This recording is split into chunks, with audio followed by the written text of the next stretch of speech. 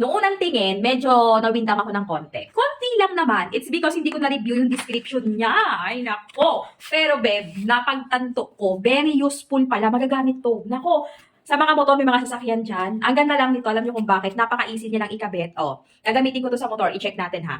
Ayan siya. May pa-magnet effect, tapos sensor na. Oh, ayan lang. So, i-touch mo lang ng ganyan, or masagi lang siya ng konti. O, diba? Magla-light na siya. Sa mga may bike, may motor, may kotse, sa sasakyan, o kaya sa mismong drawer mo, oh, matouch lang siya ng konti, nagla-light na siya. O, diba? Ayan yan, oh. Ganda nito, babe. Ang kagandahan dito, wait lang, wait lang. Ang kagandahan pala doon, ang kagandahan dito, chargeable na, kaya wala kang worries na, ay shucks, baka maubos yung battery. Babe, walang battery. Chargeable. Kaya pag napunde, charge mo lang. Ang galing lang. Tapos very useful pa. Kunyari sa kwarto nyo, o sa mismo closet mo. Sa closet mo, kung madilim sa closet mo, eto, oh, lagyan mo ng ganito. Mura lang nito, babe. Naka-discount sale sila ngayon. Super trending talaga to ngayon. Oh, ayan, oh. Sa motor to, napaka-nice dito sa motor, kaya sa kotse, lalagay mo doon, oh.